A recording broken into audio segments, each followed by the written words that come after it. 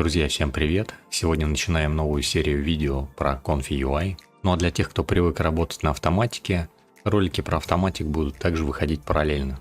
Это будет начальное видео, здесь мы поговорим о том, что такое вообще Confi-UI, какие у него есть плюсы, какие минусы и для каких действий он вообще применим. Второе, мы поговорим в этом видео о том, как можно установить Confi-UI на автоматик, для того, чтобы его просто попробовать и не тратить время на полноценную установку и настройку Confi-UI. Третье, в этом видео мы установим полноценный Confi-UI и создадим на нем примитивную схему. И пятое, на созданной схеме посмотрим, какие процессы выполняются при генерации Stable Diffusion. То есть детально и наглядно увидим, какие процессы происходят для того, чтобы сгенерировать картинку. Давайте приступать. Так что же такое Confi-UI? Confi-UI – это мощный графический интерфейс для Stable Diffusion, который предлагает пользователям точный контроль над процессом без необходимости знаний программирования. Confi-UI имеет удобный интерфейс так называемых узлов и нодов. Это вот эти вот связи, которые позволяют пользователю визуально видеть и манипулировать различными компонентами процесса.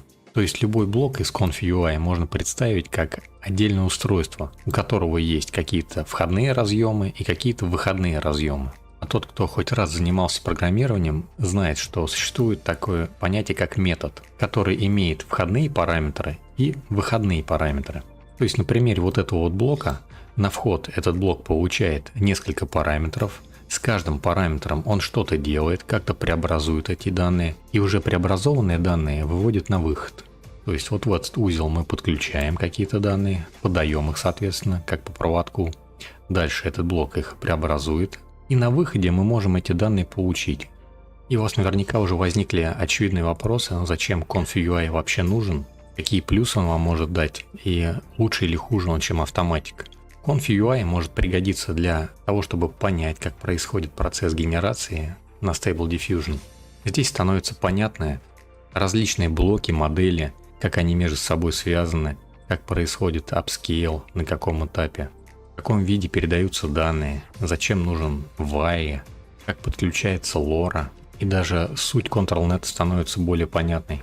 В отличие от автоматика, в котором мы выполняем определенные настройки для того, чтобы сгенерировать то или иное изображение, Confi-UI здесь пишется рабочий процесс, и этот рабочий процесс вы можете потом сохранить и впоследствии его быстро загрузить и сгенерировать на нем другое изображение с другими положительными и негативными подсказками или с другой лорой и другой моделью. На данный момент вот здесь подключена LoRa, модель, сэмплер, upscale, сэмплер и adetailler для детализации лица или изменения мимики на лице. То же самое сейчас настроено в автоматике. Подключена та же самая модель, включена LoRa, негативная текстовая инверсия подключена. Тот же самый сэмплинг метод подключен. Включен High-Res для апскейла, причем здесь апскейл именно латентный, такой же как и Confi-UI, это здесь латентный апскейлер.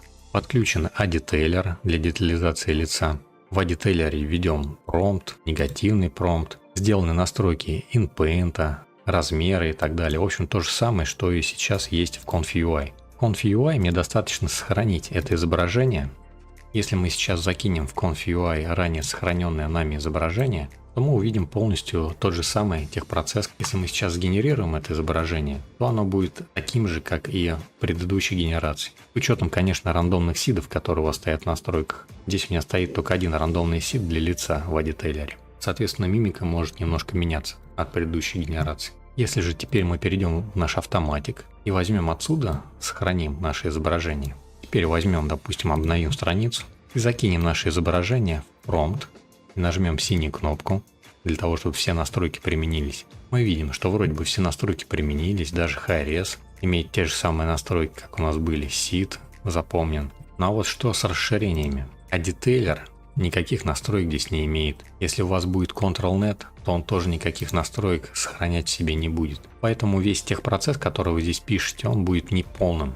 А вот такая вот схема, это вообще примитивная схема, по сути дела. Здесь можно писать гораздо более сложные схемы, которые будут задействовать разные расширения, ControlNet и так далее. Соответственно, написанный вами техпроцесс вы можете и визуально вспомнить, и вообще его в принципе получить, а также поделиться своими коллегами. Отсюда сразу еще другой момент есть. Если вы наоборот даже плохо разбираетесь в Stable Diffusion, и не знаете, как осуществить какую-то схему именно в автоматике, какие настройки надо сделать, что нужно включить, то в Conf.ui вам, в принципе, разбираться не надо. Вы просто скачиваете готовую схему, забиваете свои подсказку и негативную подсказку, включаете свои модели, подключаете лоры и получаете нужную генерацию на выходе. Таким образом, вы просто можете быстро включать и использовать чужие рабочие процессы. Но опять же, вот эта вся нодовая структура, это только на первый взгляд она кажется сложной. На самом деле у вас все настройки на виду. Вам не нужно, как в автоматике, лазить прямо вот по вкладочкам, выбирать их, включать здесь. Вы видите их прям все сразу. И можете видеть ваше изображение на каждом этапе обработки. А для ускорения работы вы можете просто взять и отключить, допустим, какой-нибудь апскейлер и попробовать генерировать без него, это будет быстро, а потом его просто одним движением взять и включить. И на зафиксированном сиде у вас будет продолжаться уже генерация. Даже предыдущий этап генерации не будет заново перегенерироваться. И это мы уже коснулись немного скорости работы Conf.ui. Также Conf.ui еще и меньше требователен к оперативной памяти. В нем почему-то быстрее загружаются модели, в отличие от автоматика. Одни и те же модели, они находятся на одном и том же SSD-диске. В автоматике они загружаются долго, Conf.ui загружаются намного быстрее. Если я в автоматике переключаюсь с базовой модели SDXL на Refiner, у меня не хватает 32 гигабайт оперативной памяти. Я подключаю файл подкачки, а Conf.ui работает вообще нормально. И если я смотрю на потребление оперативной памяти, там в районе 16 гигабайт, может быть иногда до 20 она подскакивает. В Conf.ui, конечно, поддерживаются не все расширения, которые мы можем использовать в автоматике. Но количество поддерживаемых расширений со временем растет. На данный момент работает ControlNet, ADTailer, ну и другие расширения. Также в сети есть много кастомных нодов и много уже готовых рабочих процессов. Опять же, я не говорю, что Conf.ui это прям замена автоматику. Это просто альтернативный интерфейс, в котором некоторые вещи выполнять удобнее, а некоторые вещи менее удобно выполнять. Также из плюсов Conf.ui установить очень просто. Для того, чтобы попробовать Conf.ui, вы можете просто установить расширение в автоматике. Там все модели автоматически подтянутся и никаких дополнительных настроек делать не нужно будет. Но и отдельную Conf.ui установить тоже очень просто. Ее плюс в том, что она быстрее загружается и у вас будет меньше потери оперативной памяти, потому что автоматика при загрузке все-таки какую-то модель в себе держит. Давайте перейдем к установке. Если вы только задумались о том, чтобы посмотреть, что такое Conf.ui, и при этом у вас уже есть установленный автоматик, и вы в нем работаете, то для начала я вам предлагаю поставить расширение для автоматика Conf.ui. Для этого перейдем в Extensions, выберем Available, Load From, в поиске введем Confi, и отфильтруется вот такое вот расширение Conf.ui. Мы нажимаем здесь «Установить», «Install», дожидаемся, пока появится вот такая вот строчка «Installed into», переходим в «Installed», и выбираем Apply and Restart UI для перезагрузки интерфейса. После перезагрузки интерфейса у нас появится вот такая вкладочка Conf.ui. Здесь нам предлагается установить необходимые модули для его работы. Нажимаем Install Conf.ui. Дожидаемся, пока скачаются необходимые модули, и появится вот такая вот фраза Installed, now replace reload the UI. То есть установлено, и теперь перезагрузите пользовательский интерфейс. На этом этапе я предлагаю закрыть автоматик и запустить его заново. Вот автоматик перезагрузился, заново переходим на вкладку Conf.ui. И если у вас появилась вот такая вот запись, то смотрим в консоль и видим, что сервер Conf.ui запустился чуть позже того, как мы нажали по вкладке. Чтобы это белое окно исчезло, просто перезагрузим вкладку. Заново перейдем в Conf.ui, и теперь у нас интерфейс заработал. По умолчанию у нас уже будет здесь какая-то готовая схемка. Если нет, то нажмите Load Default для загрузки схемы по умолчанию. По поводу, как устроен интерфейс и что это за блоки, мы поговорим чуть позже в этом видео, после установки классического Conf.ui.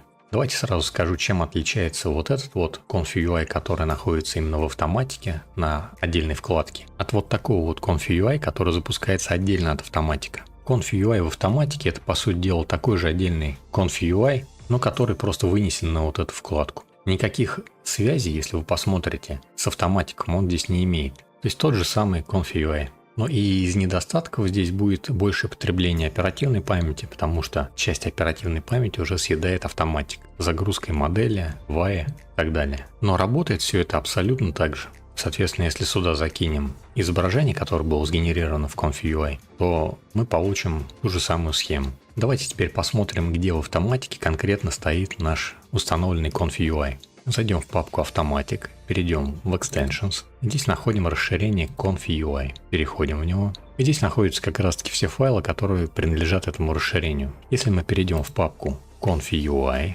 внутри этого расширения, то здесь увидим такие папки Output. Это аналогичная папка Output, такая же, как и в автоматике. И, соответственно, все сгенерированные изображения у вас будут сохраняться именно вот в эту папку. Как я и сказал, это расширение никакой связи с автоматиком, в общем-то, не имеет. Кроме того, что оно, в общем-то, открывается на отдельной вкладке в автоматике и расположено в Extensions у автоматика. Папка Models, по идее, содержит модели, которые у вас будут доступны в Conf.ui. Но если мы сейчас откроем, здесь ни одной модели нет. Это потому, что при установке через автоматик у нас прописывается специальный конфигурационный файл, в котором прописываются связи всех наших моделей, lore, эмбеддингсов с автоматиком. Сразу хочу сказать, что в отдельной версии Conf.ui это тоже можно сделать. В папке Custom Nodes будут находиться кастомные ноды. То есть это ноды, которые выкладывают отдельные пользователи, свои собственные. И, соответственно, если вам какой-то рабочий процесс дали, в котором есть кастомные ноды, и они прикладываются к этому рабочему процессу, вы должны будете их положить вот сюда, вот в Custom Nodes. И еще для работы с моделью SDXL все необходимые модули уже встроены по умолчанию. И еще для того, чтобы обновить Conf.ui в автоматике, вам всего лишь нужно перейти в Extensions и нажать кнопку Check for Update. После этого у вас все расширения обновятся, в том числе и Conf.ui. Для того, чтобы установить автономную версию Conf.ui, отдельную от автоматика, нам нужно перейти по вот такой вот ссылке. Эта ссылка будет приложена в Boosty и Телеграме. Здесь у нас есть еще одна ссылка Installing Conf.ui. Переходим по ней. И здесь у нас прописана установка для разных операционных систем. В моем случае у меня операционная система Windows, и я буду показывать, как установить Conf.ui на Windows. Тут говорится, что вам нужно скачать архив, после этого поместить этот архив и разархивировать его в нужном вам месте, и затем поместить по вот этому пути модель или настроить конфигурационный файл. Сразу скажу, что конфигурационный файл есть смысл настраивать только если у вас есть установленный автоматик и, соответственно, у него уже есть модели. Давайте приступим к установке. Скачаем по вот этой ссылке архивчик. Скачанный файл занимает 1,5 гигабайта. Теперь выбираем, где мы хотим видеть наш установленный автономный Conf.ui. Открываем архив и разархивируем Conf.ui по этому пути. Я просто закидываю вот эту папку. После того, как архив распаковался, архиватор можно закрыть. И, по сути дела, сам архив нам тоже уже больше не нужен, его тоже можно удалить. Папка, которая у нас разархивировалась, мы ее можем переименовать в любое удобное имя. Я, допустим, оставлю название Conf.ui. Открываем созданную папку. Здесь у нас есть некоторые файлы. Первый батник – это запустить Conf.ui на процессоре. Второй батник – это запустить Conf.ui на видеокарте NVIDIA. Есть файл readme, откроем его и посмотрим, что здесь написано. Здесь написано, что для обновления вам нужно перейти в папку Update и запустить там файлик update.conf.bat. То есть вот этот вот первый файл. Насчет второго файла написано то, что его следует запускать только в том случае, если у вас какие-то проблемы с Python. Поскольку это портабельная версия Conf.ui, вот эти вот все файлы – это необходимые файлы для того, чтобы именно портабельная версия работала без установки у вас Python, Git и так далее. А сам Conf.ui – это вот эта вот папочка. Если мы сюда войдем, это вот чисто Conf.ui. Такая же, по сути дела, папка, как и в автоматике, которую мы вот только что рассматривали при установке. Предлагаю сначала сразу зайти в Update и обновить наш Conf.ui до последней версии. Нажимаем 2 раза по Update Conf.ui. Здесь у нас написано, что у нас и так последняя версия, и все у нас нормально. Нажимаем любую кнопку. Теперь переходим назад и запускаем Run NVIDIA GPU BAT. Почти моментально у нас запускается наш интерфейс Conf.ui. И загрузка здесь будет намного быстрее, потому что меньше всяких модулей и всяких расширений. Для того, чтобы что-то сгенерировать, здесь нужно нажать кнопку Quick Prompt. И сейчас у нас должно высветиться вот такое вот окно. Это говорит о том, что у нас на загрузку стоит модель 1.5, а ее у нас на самом деле в Conf.ui нету. Ну и действительно, мы никаких моделей сейчас не прописывали, мы просто установили и запустили. Было очевидно. Давайте закроем наш Conf.ui, закроем консоль. И теперь перейдем в папку Conf.ui. И еще раз давайте пробежимся по папкам, где что находится. Первая, самая основная папка — это Models. Зайдем в нее. И здесь у нас находятся все модели. Checkpoints, в отличие от автоматика, там она называется Stable Diffusion. Здесь эта папка называется Checkpoints. Это как раз таки модели. То есть сюда нам нужно, по идее, помещать модели. Loras, соответственно, сюда помещаем лоры. Embeddings, сюда помещаем эмбеддинги. Модели для ControlNet помещаем сюда. И Y помещаем тоже сюда. Апскейлеры. В автоматике папка с апскейлерами называется ESRGAN, а в Conf.ui она просто называется Upscale Models. И в том случае, если у вас нет параллельно установленного автоматика, в котором находятся все ваши модели, лоры и так далее, то вы можете скачивать и размещать ваши модели по вот этим папкам. Если же у вас есть уже установленный автоматик, на котором уже все настроено, то вам просто нужно настроить конфигурационный файл. Давайте перейдем назад в основную папку. И здесь есть залоченный такой файл extra-models-path.yaml. И дальше стоит .example. То есть это залочено расширением example, чтобы этот файл по умолчанию не считывался. Чтобы связать ваш автоматик и, соответственно, все ваши модели, эмбеддинги и так далее в конфе, вам нужно удалить .example и оставить .yaml. Нажимаем «Да». И теперь этот файл уже будет активен. Открываем этот файл в любом блокноте. Я открою его в Notepad++. И здесь нам нужно указать всего лишь путь к вашей папке «Автоматик». Вместо вот этой вот фразы. Соответственно, открываем вашу папку «Автоматик». Щелкаем по адресной строке и копируем ваш адрес. Скопировали. Переходим обратно в блокнот. И вот сюда вот вставляем ваш путь. И нажимаем «Сохранить». Закрываем блокнот. Возвращаемся на шаг назад. И запускаем Run on Video GPU-BAT заново. Conf.ui опять же также быстро запустился. После того, как Conf.ui запустился, находим здесь блок Load Checkpoint, нажимаем по чекпоинту и видим все наши модели, которые у нас были в автоматике. Выбираем любую вашу модель, я выберу AML Real версии 2. Причем, если мы сейчас откроем консоль, то заметим, что модель, как в автоматике, сразу не начинает загружаться. И она не будет загружаться до тех пор, пока вы не нажмете QPrompt, то есть сгенерировать. QPrompt — это аналог кнопки «Сгенерировать» в автоматике. И плавно мы переходим к 4 пункту. Тут мы разберем примитивную схему, которая есть по умолчанию, и основные кнопки интерфейса. Здесь я напомню, неважно, работаете ли вы из автоматика в Conf.ui или в портабельной версии Conf.ui, как я сейчас нахожусь, работать все будет абсолютно так же. Разницы, в общем-то, никакой нет. В портабельной версии просто меньше задействована оперативной памяти, она быстрее загружается, но необходимо настроить конфигурационный файл для того, чтобы подтянулись все модели. Поэтому эта обзорная часть будет общая для любого случая установки Conf.ui. Первое. Давайте посмотрим, какие здесь кнопки есть. Первая кнопка — это QPrompt. Это аналог кнопки Generate в автоматике. Эта кнопка дает команду на генерацию, то есть на запуск схемы. Кнопка Save для сохранения текущей схемы. Кнопка Load для загрузки схемы. Refresh — это просто обновление. Кнопка ClickSpace позволяет накладывать маски на изображения, которые находятся в буфере ClickSpace, для того, чтобы потом эти изображения вставлять, типа как endpoint, как входное изображение. Давайте покажу на примере. Допустим, мы получили какое-то изображение на выходе. Берем, нажимаем Copy ClickSpace. Теперь мы можем нажать кнопку ClickSpace, и она уже ругаться не будет, что у вас в буфере ничего нет.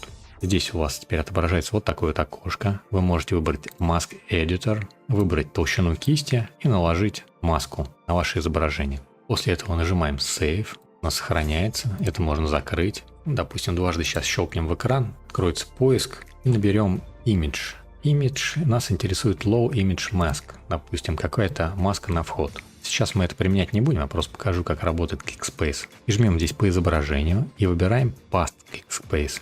То есть вставить ClickSpace, и он вставляется уже с учетом нашей маски, которую мы сейчас добавили в ClickSpace. И, соответственно, на вход мы уже можем бросать куда-то это изображение. Но сейчас мы такие сложные схемы разбирать не будем, я просто это удалю. И давайте разбираться дальше. Кнопка Clear, она просто очищает все пространство, сбрасывает все. Load Default — это схема по умолчанию, то есть самая примитивная схема, при котором генерируется изображение. Еще скажу про кнопку View History. Здесь история вашей генерации, вы, соответственно, можете загрузить одну из ваших историй, нажав Load. Вот моя предыдущая схемка, при которой я что-то сгенерировал. Есть еще кнопка View Queue. Здесь будет отображаться очередь генераций. И текущая генерация будет в разделе Running. Соответственно, там будет кнопка. Давайте запустим генерацию. Видите, в Running у нас находится текущая генерация. Мы могли ее отменить, нажав кнопку Cancel. И теперь давайте посмотрим еще раз на нашу схему. Любой блок мы здесь можем хватать левой клавишей мыши и перетаскивать его куда нам нравится. Для того, чтобы передвигаться по пространству, мы зажимаем опять же левую клавишу мыши, держим ее и передвигаем мышь. Чтобы увеличить или уменьшить масштаб, вращаем скроллер вперед-назад. Чтобы добавить какой-нибудь блок, нажимаем правой клавишей мыши в пустом месте, и у нас открывается меню с добавлением. Add Node — это добавить новый нод. Здесь мы выбираем, допустим, Sampling K-Sampler. И вот такой же вот сэмплер мы добавили. Опять же, можем перемещать куда захотим. Чтобы его удалить, выделяем его, нажимаем Delete. Если мы хотим выделить несколько блоков одновременно, мы зажимаем Ctrl, держим его и мышкой протягиваем рамку. Все, что касается этой рамки, будет выделено. Теперь, если мы хотим перетащить одновременно эти блоки, зажимаем Shift, хватаем один из блоков и тащим. Теперь у нас выделенные блоки будут передвигаться вместе. Чтобы отключить или подключить какой-нибудь из нодов, мы можем схватить за входной или выходной параметр и отключить его. Если мы сейчас вот отключим вот этот вот нод и запустим заново генерацию, у нас будет ошибка и будет показано, что вот этот нод мы не подключили. Надо посмотреть еще раз на схему. Берем одной нод, подключаем его вот в этот вот.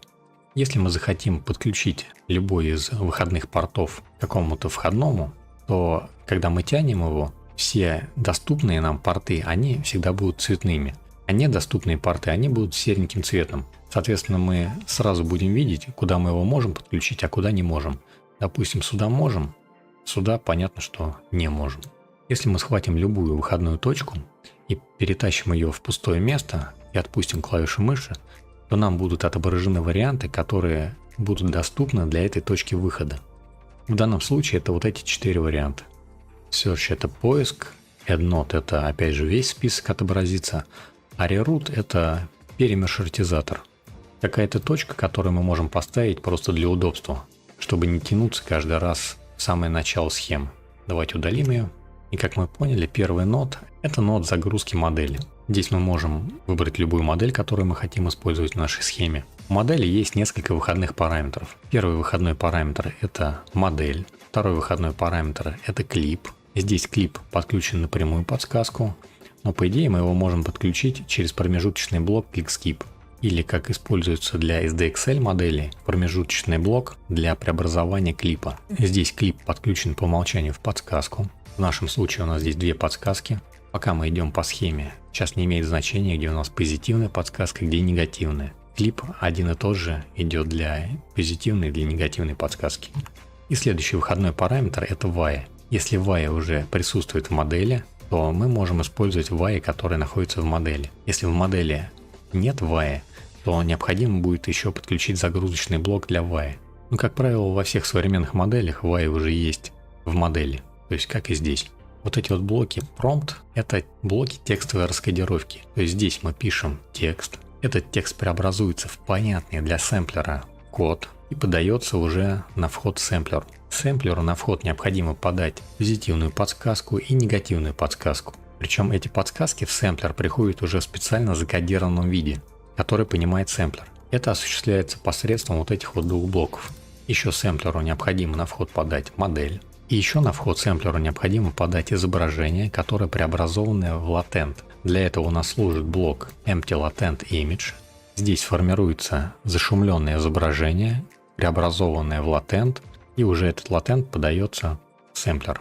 Также в этом блоке мы выбираем сразу и размер изображения. По умолчанию, когда вы этот блок вставляете, наше изображение будет 512 на 512. Но вот так покрутив, мы можем выбрать любое другое разрешение. Теперь, что касается сэмплера. Сэмплер имеет привычные нам уже параметры. Это seed, вариант работы с сидом. Это случайный сид. Это зафиксировать сид и менять его вручную. Это поодиночное изменение сида вперед или назад. По умолчанию стоит randomize, то есть случайный сид. Дальше количество шагов, как и в автоматике. А CFG Scale, название нашего сэмплера, LR, LRA, в общем, привычные для нас сэмплеры. DPM++, 2M. И планировщик. По умолчанию нормальный, есть Keras, экспоненциальный, простой. Обычно я в автоматике использую планировщик Keras. И Denoise. Вот в автоматике такого параметра по умолчанию нету в text-to-image. Мы не можем там выбрать Denoise Strength. А здесь можем, но в принципе в этом случае, в этой схеме нам его, конечно, менять не нужно, он должен, как и в автоматике, быть единицей. Но если мы здесь на вход подадим какое-то изображение, то мы уже можем Denoise использовать не единицу, а там 0,5. Как в автоматике, как будто на автомате мы перешли в image-to-image. Здесь нет такого понятия image-to-image, но буквально вот этим вот параметром, как только вы его уменьшаете и на вход даете изображение, вы уже в image-to-image находитесь. На выходе сэмплера мы имеем latent, и по умолчанию этот latent мы в изображение ставить не можем, потому что этот latent это закодированное какое-то изображение. Нам его нужно раскодировать. А вот для того, чтобы его раскодировать, как раз таки необходим WAI. Этот WAI либо у вас в модели находится, либо его отдельно подключаем.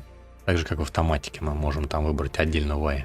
Соответственно, мы можем использовать альтернативный WAI, не тот, который в модели, и подключать его уже в WAI-декодер. В данном случае здесь WAI берется прямо из модели. WAI-декодер декодирует latent в изображение. И теперь это изображение мы можем передать в блок Save Image. Здесь, кстати, не обязательно выбирать блок именно Save Image. Здесь есть несколько блоков показа изображений. Вот этот вот блок Save Image, он не просто его показывает, он его еще и сохраняет в папку Outputs, которая находится в Conf.ui. Это вот эта вот папка Outputs, находящаяся в Conf.ui. Если мы сюда сейчас зайдем, то увидим, что здесь сохранены мои изображения. Еще есть блок просто показать изображение. Допустим, тянем в пустое место. Есть Save Image, да, как у нас сейчас выбран. А есть вариант Preview Image. И вот этот тоже вариант не будет сохранять изображение. Он его будет просто нам показывать и все. Если мы захотим, мы можем по нему щелкнуть правой клавишей, выбрать Save Image и сохранить его куда-нибудь там на рабочий стол и так далее. Еще напомню, вы можете сохранить вашу схему в формате JSON. Вот в таком вот. Если нажмете по кнопке «Сохранить», а можете сохранить вашу схему, просто сохранив картинку. Нажимаем «Сохранить изображение». В формате именно PNG оно будет сохранено. Нажимаем «Сохранить». Давайте очистим наш интерфейс от всего. И теперь берем наше сохраненное изображение, перетаскиваем его в интерфейс, и вуаля, вся наша схема снова восстановлена. В общем-то, нет разницы между тем, сохраняете ли вы в JSON или в PNG. Вариант сохранения в итоге абсолютно такой же. Просто PNG еще с собой несет картинку. В общем-то все. Самую примитивную схему мы разобрали. В следующих видео научимся сами составлять свои схемы и использовать другие схемы.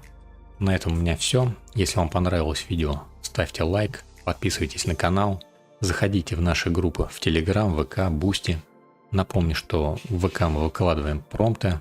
В Телеграме у нас большая площадка для общения, для того, чтобы поделиться своими изображениями, обсудить, задать какие-то вопросы.